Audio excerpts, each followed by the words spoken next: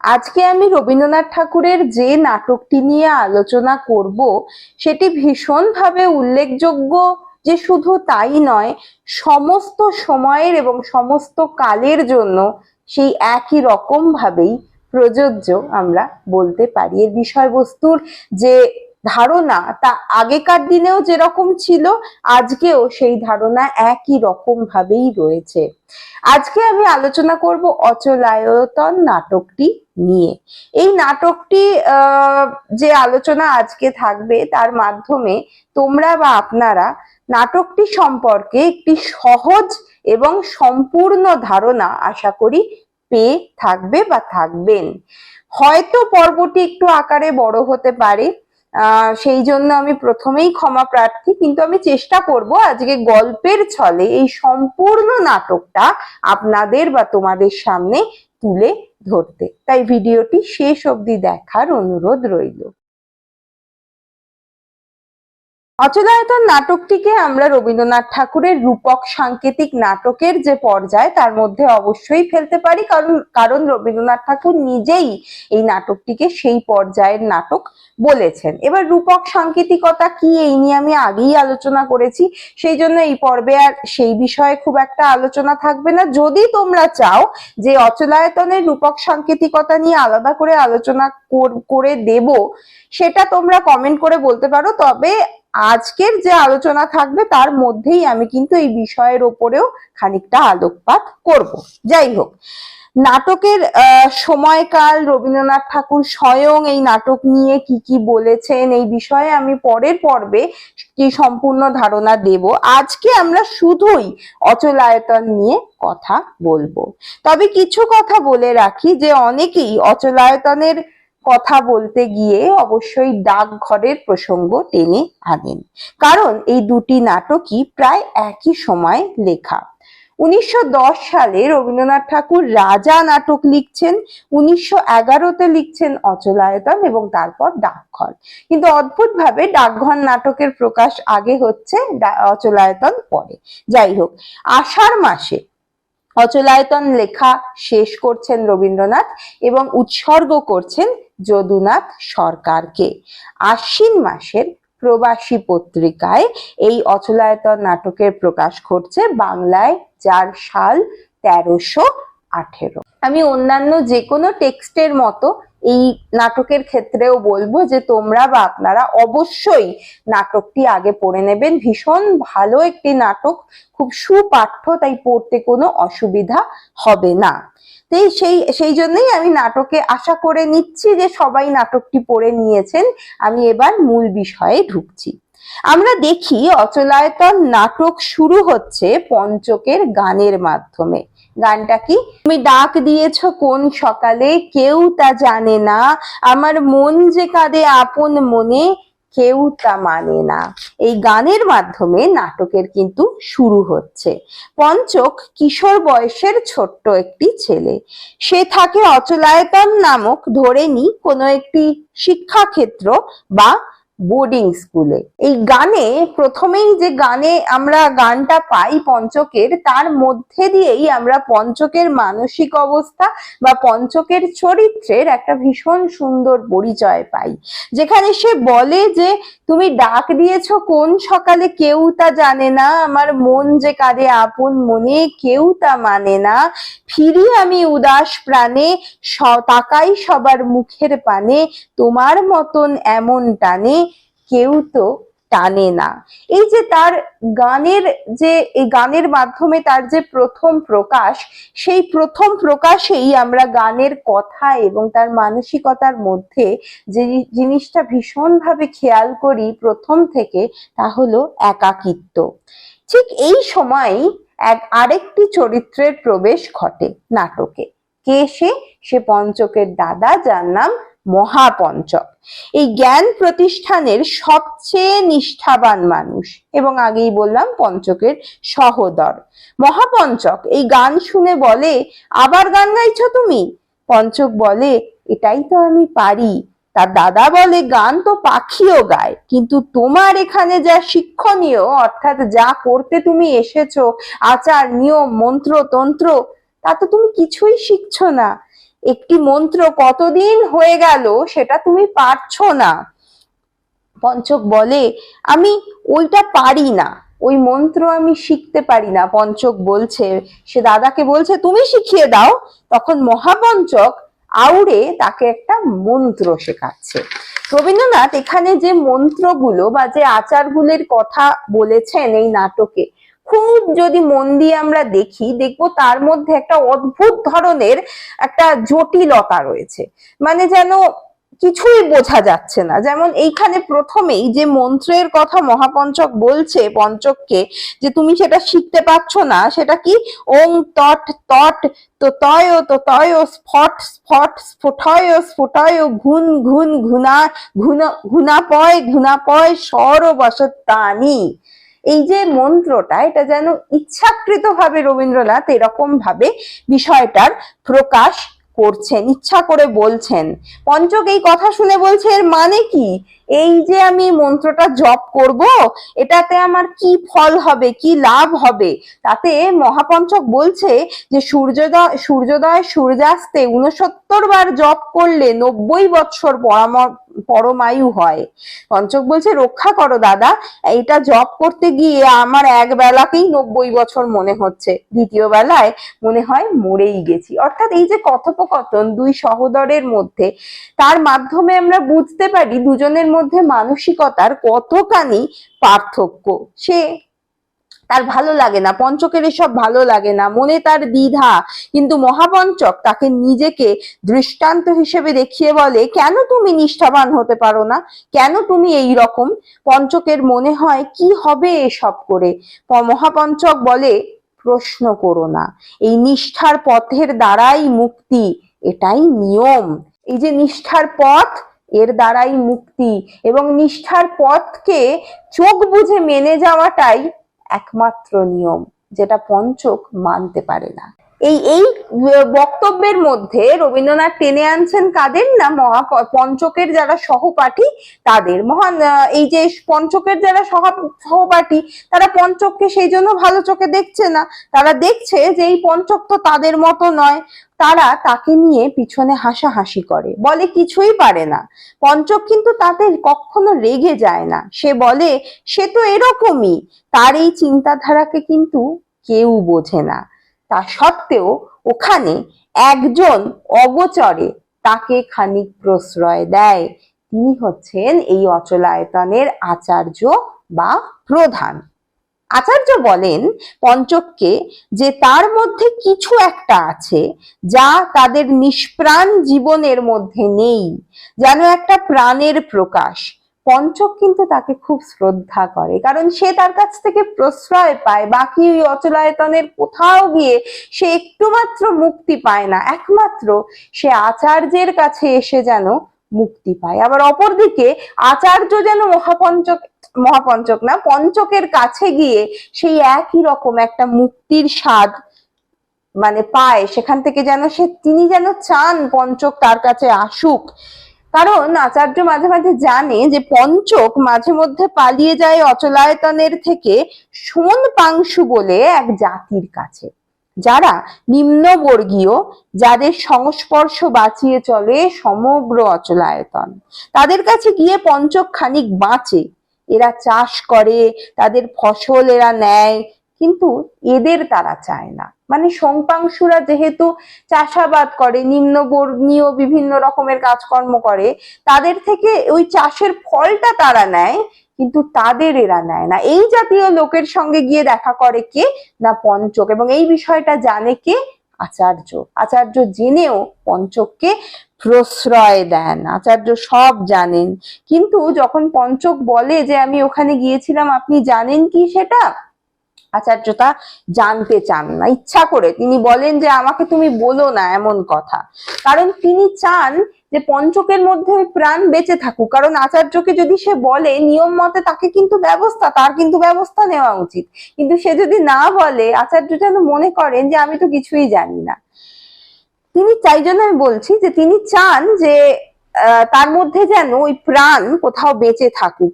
এটাই একটা মানবিক গুণ আমরা আচার্যের থেকে পাই, যেটা কিন্তু বাকি কোনো বড় পর্যায়ের যারা মানুষজন এই অচলায়তনে তাদের মধ্যে নেই। তারা নিয়মে অভ্যস্ত, তারা কেউ প্রশ্ন করে না। আচার্য কিন্তু প্রশ্ন করে। জায়গায় উপাচার্য বা সুতোসমকে আচার্য বলেন, সুতোসম, তোমার মনে কি তুমি শান্তি পেয়েছো? উপাচার্য বলেন, আমার তো এক মুহূর্তের জন্যও অশান্তি নেই। আচার্য সুতোসমকে বলছেন যে হ্যাঁ, তুমি হয়তো ঠিক, আমি প্রশ্ন করছি যে তুমি শান্তি পেয়েছো কিনা, তার মনের মধ্যে অশান্তি ঘুরছে, কিন্তু তিনি বলছেন তুমি হয়তো ঠিক, আমি অচেনা পথে অচেনা কিছু যদি করি তাহলে আমি কি করে শান্তি পাবো? এই চেনা গণ্ডিবদ্ধ জীবনের মধ্যেই আসলে আসল শান্তি। এটা যেন তিনি নিজের মনকে খানিকটা চাপা দিয়ে রাখেন। আসলে তিনি ভীষণ ভাবে অশান্ত হয়ে উঠছেন নিজের মধ্যে থেকে। এবারে আসি সুভদ্রর প্রসঙ্গে। এরপর আসি সুভদ্রর প্রসঙ্গ। সুভদ্র একটি ছোট্ট ছেলে, ওই অচলায়তনের খুব ছোট্ট একটি ছেলে। সে কাঁদছে, দেখি আমরা সে কাঁদছে, কাঁদতে কাঁদতে আসছে, সঙ্গে তার আরো বেশ কিছু সহপাঠী। পঞ্চক প্রশ্ন করলে সুভদ্র বলে যে সে পাপ করেছে, উত্তর দিকে জানলা খোলা নিষিদ্ধ, সে খুলে দিয়ে দেখে ফেলেছে। অচলায়তনের বিশ্বাস সেদিকে এক জটা দেবীর, সেই দিকটা এক জটা দেবীর, সেই দিকে জানলাও খোলা যায় না, সেই দিকে জানলা খোলার কথা ভাবনাতেও আসে না। এই কাণ্ডে বিষম বিপদ হয়ে যাবে প্রতিষ্ঠানের, এইরকম মনে করা হয় ওই দিকটা যদি কেউ দেখে ফেলে বা সেই দিকে যদি কেউ কোনো কৃতকর্ম করে ফেলে। সুভদ্র সহপাঠীরা রে রে করে ওঠে, বলে তুই কি করেছিস? কিন্তু পঞ্চক বলে বেশ করেছিস, আমারই অনেক দিনের ইচ্ছে ছিল ওই জানলা খুলে দেখার, তুই করেছিস, বেশ করেছিস। পঞ্চকের মতো তো পঞ্চকের বা সুভদ্রর অন্যান্য সহপাঠীরা নয়, তারা বলছে তুই তো ভুল করেছিস, এবার তো প্রতিষ্ঠানের খুব খারাপ হয়ে যাবে, তুই তো পাপ করেছিস। কিন্তু সুভদ্র বলছে তুই কোনো পাপ করিসনি। সহপাঠীরা মানবে না। আবার এটাও অদ্ভুত জিনিস যে তারা তো ছোট, তাদের মনের মধ্যে ইচ্ছাটা রয়েছে, তারা যা বলছে যে বল কি আছে, একটু বল, অল্প করে বল কি আছে। তখন সুভদ্র বলছে আমি জানলা খুলে দেখলাম সেখানে একটা মাঠ রয়েছে, মাঠে গরু চুরে। এমন বলছে না না না না বাবা, আর বলিস না, এ ভীষণ বড় পাপ হয়ে যাচ্ছে। কারণ নতুন কিছু জানবার যে ইচ্ছাটা সেটাকেই মেরে দেওয়া হচ্ছে প্রথমে, তাই তারা ভয় পাচ্ছে, পাপের ভয় পাচ্ছে। এমন ভাবে তাদের ক্ষুদ্র মস্তিষ্ককে পাপ বোধ ঢেকে রয়েছে যে তারা এগোতে পারছে না, নিজের মনকে ওইভাবে চালাতে পারছে না। এই কারণেই সুভদ্রর পাপ বোধ উপাধ্যায়কে তারাই জানাচ্ছে এবং সুভদ্র নিজেই জানাচ্ছে, কারণ সেও তো ভাবছে সে পাপ করে ফেলেছে। উপাধ্যায় যখন জানলেন তিনি হতবাক হয়ে গেলেন। তিনি বলছেন 345 বছর ধরে যে জানলা খোলা হয়নি তুই সেই কাজ করেছিস, এ কি বিষম কাণ্ড করেছিস। এবার সব থেকে বড় মুশকিল হলো এই অচলায়তনে যখনই কোনো গন্ডগোল হয়, কেউ যদি ভুল করে ফেলে, সেই পাপের প্রায়শ্চিত্ত করতে হয়, সে অদ্ভুত অদ্ভুত প্রায়শ্চিত্ত। কিন্তু 345 বছর ধরে যে পাপ হয়নি সেই পাপের প্রায়শ্চিত্তকেই সেটাও কেউ জানে না। সেই কারণে সে নিয়ে জানে, তারা সকলে মিলে আচার্যর কাছে সুভদ্রকে নিয়ে যাচ্ছে। এবার সুভদ্রর যখন আচার্যের কাছে যাচ্ছে, সুভদ্র বলছে আমি পাপ করেছি, সবাই বলছে ও পাপ করেছে। অদ্ভুত ভাবে আচার্য কোনো কথা না বলে তিনি বলছেন যে সুভদ্রকে কোনো প্রায়শ্চিত্ত করতে হবে না, কিছুই করতে হবে না, ওর পাপ হবে না, যা পাপ হবার আমার হবে, আমার একার হবে। এই শুনে তো ভীষণ ভাবে সকলে অবাক হয়ে যাচ্ছে যে আচার্য এর আগে একটি ভয়ঙ্কর প্রায়শ্চিত্ত করিয়েছিলেন, একটি ছেলেকে জল পর্যন্ত খেতে দেননি যে কাঁদছিল, সেই আচার্যের এত বড় পরিবর্তন, এ তো মানা যায় না, কেউ মানতে পারছে না। তখন সবাই বলছে যে না না, আচার্যের এই কথা আমরা মানবো না, এবং আচার্যের বিরুদ্ধ চারণ করছে, তারা বিরোধিতা করছে, আচার্যকেই মানতে চাইছে না। সেই সময়ে মহাপঞ্চক এই বিধান দিচ্ছেন যে ওকে 6 মাস মহাতামস ব্রত করতে হবে। 6 মাস সে আলোর মুখ দেখতে পারবে না, অন্ধকার ঘরে একা থাকতে হবে। আচার্য এই কথা শুনে বলছেন না, হবে না, কারণ এ যে অসম্ভব। অতটুকু বালক 6 মাস ধরে কি করে বন্ধ থাকবে, কি করে সে আলোর রশ্মি না দেখে থাকবে? তাই আচার্য বলছেন প্রয়োজন নেই, যা পাপ হবে সব আমার হবে, আমি সব ধারণ করব। কিন্তু কেউ মানছে না, প্রত্যেকের মাথা তো একই রকম ভাবে চলছে, তারা কিছুতেই বিষয়টাকে মানতে পারছে না। তারা ভাবছে শাস্ত্রে যা নেই তা আচার্য বলছেন কিভাবে। এর আগেও তো কুলশীল নামক বালকের প্রায়শ্চিত্তকালে সে জলের জন্য আকুতি করেছিল, তখনও তো আপনি বিচলিত হননি। তাহলে আজকে এই বিচলিত হওয়ার কারণ কি? এই বিচলিত হওয়ার কারণ একদিকে যেরকম ভাবে অবশ্যই পঞ্চক, আরেকদিকে সবাই জানতে পারে যে তাদের অচলায়তনের যিনি মেন অর্থাৎ গুরু, তিনি আসছেন। এবার মজার কথা হচ্ছে গুরুকে কিন্তু কেউ দেখেনি, কেউ চেনে না, একমাত্র চেনেন কে? আচার্য। বহুদিন আগে সেই গুরুই এই অচলায়তন প্রতিষ্ঠা করে তার হাতে দায়িত্ব তুলে দিয়ে গিয়েছিলেন। তারপর থেকে এত বছর তিনি নিয়ম মেনেছেন, কিন্তু কোথাও আজকে এসে তার মনে প্রশ্ন জাগছে যে তার গুরুর তৈরি অচলায়তন কি তিনি সত্যি মানে এগিয়ে নিয়ে যেতে পেরেছেন? কোনোভাবে কি কিছু হয়েছে? সেই প্রশ্ন, সেই দ্বিধার থেকে আজকে তিনি পিছপা হচ্ছেন। আর এরই মধ্যে পঞ্চকের অবস্থান ও সুভদ্রর বর্তমান অবস্থা তাকে ভীষণভাবে নাড়িয়ে দিয়েছে। সবাই কিন্তু ভীষণ রেগে যায়। ইতিমধ্যে পঞ্চক আবার পালিয়েছে সোনপাংশুদের কাছে। এদের একজন দাদা ঠাকুর আছে এই সোনপাংশুদের, তাকে পঞ্চক খুব শ্রদ্ধা করে। সে বলে অচলায়তনে প্রণাম দিতে দিতে ঘাড় ব্যথা হয়ে যায়, কিন্তু তোমায় দেখলে প্রণামরা করতে ইচ্ছা করে। দাদা ঠাকুর বলেন তোমায় দেখলে আমার বড় স্নেহ হয়, আর ওটাও এক রকমের ভক্তি। খুব সুন্দর এই অংশটা। দাদা ঠাকুরের সঙ্গে মন খুলে কথা বলতে পারে পঞ্চক। তাকে বলে গুরু আসবেন, তিনি এলে বলবো হয় আমায় ছেড়ে দাও, না হলে এমন পুঁথির তলায় চাপা দিয়ে দাও যাতে কোনো প্রশ্নই আমি না করতে পারি। এই জানার ইচ্ছাটাই যেন না থাকে। এবং এই ক্ষেত্রে পাখির প্রসঙ্গ আসছে। আমরা যদি খেয়াল করে দেখি, সেই খাঁচার পাখি বনের পাখি রবীন্দ্রনাথ ঠাকুরের চিরকালীন যে তত্ত্ব, ওই প্রসঙ্গটা আসছে। এই বিষয়টা কেন আসছে এই নিয়ে পরের পর্বে আমি একদম বিস্তারিত আলোচনা করব, যাই হোক মানে দর্শনটা নিয়ে, কিন্তু এই প্রসঙ্গ আসছে। তখন দাদা ঠাকুর কি বলছেন? দাদা ঠাকুর বলছেন যে তোমার গুরু তোমাকে যতই চাপা দিয়ে দিন না কেন, আমি ঠিক তোমাকে সবকিছুর মধ্যে থেকে বার করে নিয়ে আসবো, যেখানেই তুমি থাকো না কেন, যাই তুমি করো না কেন। অচলায় কিন্তু বলছে, পঞ্চক বলছে অচলায়তনে সবারই সবকিছু জানা, খাঁচার অবিরাম যে আরাম তার মধ্যে তারা অভ্যস্ত, তাই জন্যেই তারা অন্য কিছু ভাবতে পারে না, অন্য কিছু বলতে পারে না। পঞ্চক বইছে তারপরে গুরু মানে রাধা ঠাকুর বলেন যে তোমার গুরু যতই পুঁথি চাপা দিয়ে দিক আমি বার করে আনবো। তখন পঞ্চক বলে তুমি আমায় এত ভরসা দিচ্ছ কি করে, এত ভরসা তুমি পাচ্ছ কি করে? দাদা ঠাকুর বলছেন আমার বন্ধুর কাছ থেকে পাচ্ছি। এখানে খুব সুন্দর একটা উপমা রবীন্দ্রনাথ ঠাকুর দিয়েছেন। ওই যে উনি বলছেন যে কোনো শিশু অন্ধকারের মধ্যে ঘুমোচ্ছে, যদি তার মা না থাকে সে যদি তার মা না থাকে, সে অন্ধকারই হোক আলোই হোক যেমনই পরিস্থিতি হোক, সে অন্ধকারের প্রসঙ্গই বলছেন যে হঠাৎ করে সে জেগে উঠে মাকে দেখতে না পেয়ে কাঁদে, কারণ তার ভরসা নেই, তার সঙ্গী নেই, তার বল নেই।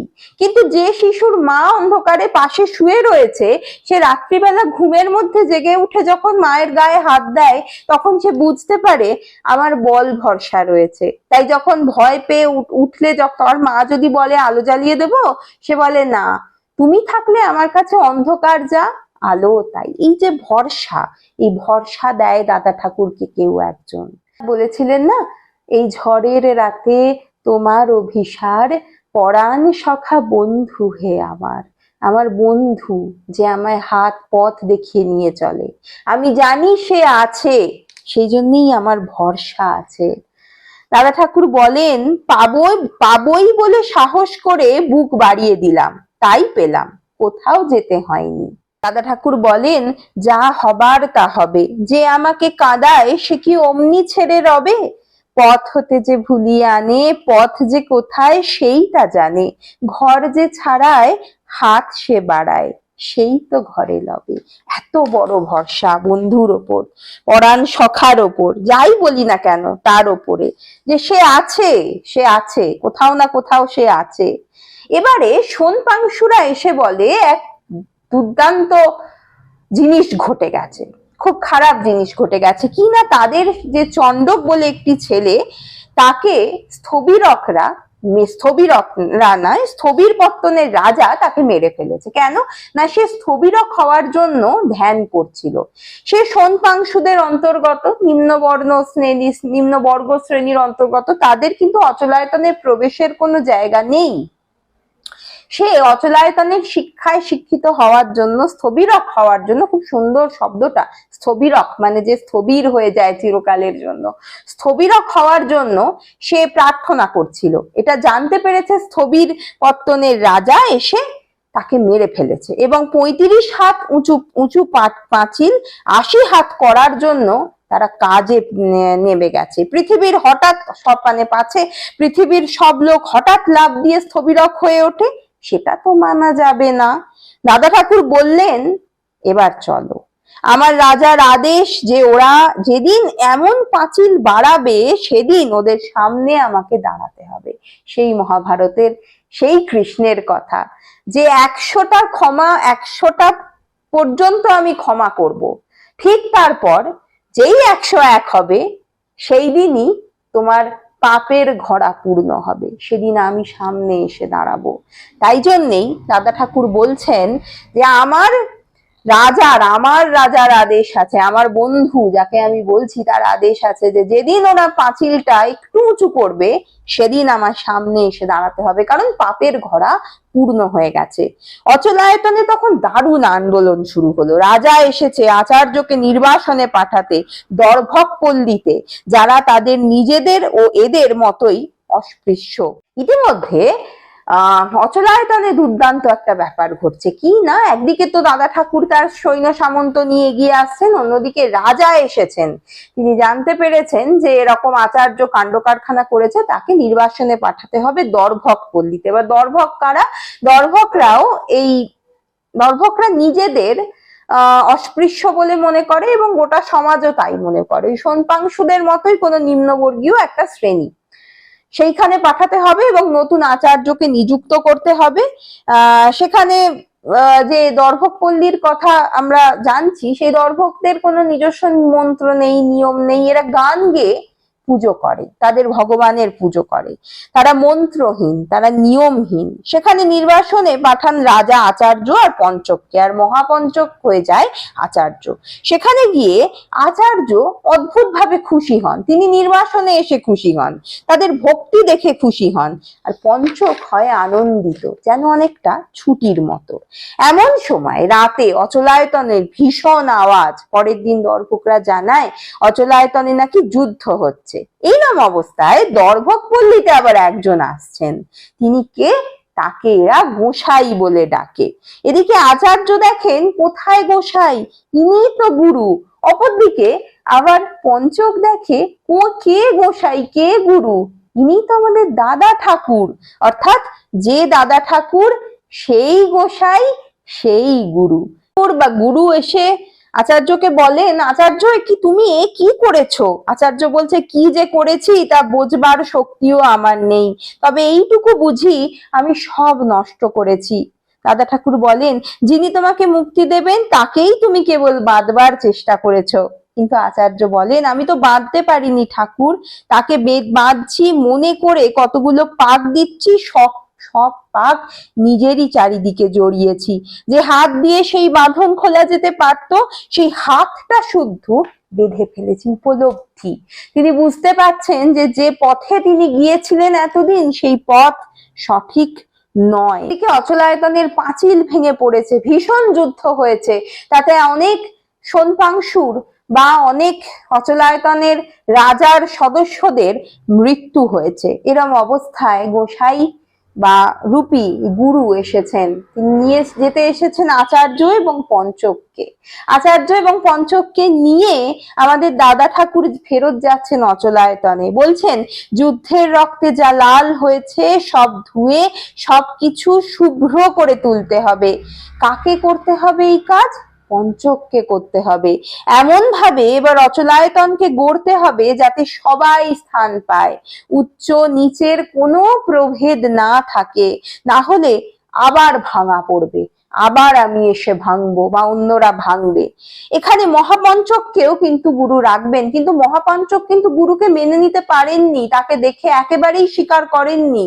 কিন্তু তা সত্ত্বেও মহাপঞ্চককেও বাদ দিলে চলবে না, কারণ তার মতো নিষ্ঠারও প্রয়োজন রয়েছে এই অচলায়তনে। অর্থহীন নিষ্ঠা নয়, অন্ধকারে প্রাণহীন নিষ্ঠার চাকা যেভাবে ঘুরিয়েছে পঞ্চক, কোনো দিকে এগোতে পারেনি, মহাপঞ্চক কোনো দিকে এগোতে পারেনি। সে শুধু ভেবেছে কাজ করছি, কিন্তু এইটা বোঝেনি যে চাকা নিজের চারিদিকেই পাক খেয়েছে মাত্র, এগোয়নি। এইরকম নিষ্ঠা নয়, কিন্তু নিষ্ঠার প্রয়োজন রয়েছে। তার নিষ্ঠা ছিল, কিন্তু দেখার যে আলো, চোখের যে আলো, সেটা ছিল না। মহাপঞ্চক কিন্তু গুরুকে মানেনি, আগেই বলেছিল তোমায় প্রণাম করব না, গুরু বলেও ডাকবো না। গুরু বলেছিল আমি তোমার প্রণামও গ্রহণ করব না, তোমায় প্রণত করব। কারণ সত্য সে যেদিন বুঝবে, নিজে বুঝবে, সেদিন থেকেই সে গুরুকে বা যাকে হোক সে মানতে শিখবে। সেই জন্য মহাপঞ্চককেও রাখবেন তিনি। অপরদিকে সুভদ্রর প্রায়শ্চিত্ত গুরু বন্ধ করেন, কারণ এখন সব প্রাচীর ভেঙে একাকার হয়ে গেছে। এখন সেই সব বদ্ধ নিয়মও নেই, তাই একজটা দেবীও নেই। যদি একজটা দেবী না থাকে তাহলে কিসের প্রায়শ্চিত্তরও তো কোনো প্রয়োজন নেই। বদ্ধতা থেকে মুক্তি কিন্তু এটাই, আর এটাই কিন্তু এই নাটকের মূল বিষয়বস্তু। একটা জিনিস মনে রাখতে হবে যে যখন এই নাটক বেরিয়েছিল তখন অনেকে রবীন্দ্রনাথ ঠাকুরের এই নাটক নিয়ে একটু প্রশ্ন তুলেছিলেন যে এটা কি কোনো বিশেষ ধর্মকে কেন্দ্র করে বলা হচ্ছে? একদমই নয়, একেবারেই নয়। কোনো বিশেষ ধর্ম সম্প্রদায়কে কিন্তু তিনি আঘাত দিচ্ছেন না। রবীন্দ্রনাথের বক্তব্য এই নাটকে তা নয়। আবদ্ধ সত্তার অন্ধকার মনে ঘুরে ঘুরে মরে, সে বেরোতে পারে না, তাকে মুক্তি দিতে হয়। যে কোনো ধর্ম হোক, বিদ্যালয় হোক, প্রতিষ্ঠান হোক, বা নিজের মন হোক, যে কোনো কিছু হোক, কোনো জায়গায় কোনো কিছুকে আবদ্ধ করে রাখতে নেই, বা নিজেকেই আবদ্ধ করে রাখতে নেই, বা আবদ্ধ হয়ে থাকতে নেই। তাই নিজেকে মুক্তি দাও। সমস্ত কিছুর যে প্রাচীর আমি নিজের মধ্যে তুলে আরো বড় করার চেষ্টা করছি, সেটাকে ভেঙে ফেলো। না হলে জীবনের চাকা কিন্তু অন্ধকারে একই দিকে ঘুরবে, এগোবে না। এটাই এই নাটকের মূল বক্তব্য। এখানেই কিন্তু আমরা এটাকে রূপক সাংকেতিক নাটক বলতে পারি। যে কতগুলো সংকেত এবং একটি রূপককে আশ্রয় নিয়ে রবীন্দ্রনাথ ঠাকুর জীবনের এত বড় সত্যিকে প্রকাশ করেছেন। এবং সেই কারণেই কিন্তু আমরা জানি যে বিশ্বভারতীতে কোনো বদ্ধ প্রাচীরের মধ্যে পড়াশোনা করানো হতো না। খোলা মাঠে, খোলা জমির ওপর বসে রবীন্দ্রনাথ তার যে ছাত্রছাত্রী এখনো ওইভাবে পড়ানো হয়, তাদেরকে পড়াশোনা করাতেন মুক্ত জায়গায়, মুক্ত প্রকৃতির মধ্যে। কিন্তু পড়াশোনাটা কিন্তু তোমাকে করতে হবে, ওইটুকু নিষ্ঠা, ওইটুকু নিয়ম রাখতে হবে। কিন্তু এমন নয় যে সমস্ত কিছুকে আবদ্ধ করে আমি একটা নির্দিষ্ট নিয়মানুবর্তিতায় ভীষণভাবে সেটাকে মনে করে এগোবো, তাহলে আমি আর অন্য কিছু শিখতেই পারবো না। এই অচলায়তন শব্দটা, অর্থাৎ যা কিছু অচল হয়ে রয়েছে, এই বিষয়টাও এখানে ভীষণভাবে গুরুত্বপূর্ণ। আশা করি পর্বটা একটু বড় হলেও আমি মূল বিষয়বস্তুটা আপনাদের সামনে তুলে ধরতে পেরেছি। পরের পর্বে আমরা চরিত্র নিয়ে আলোচনা করব। আজ এই পর্যন্তই। ভালো লাগলে একটু কমেন্ট করে দেবেন, একটু লাইক করে দেবেন, আর উৎসাহিত করতে সাবস্ক্রাইব করতে ভুলবেন না। ধন্যবাদ।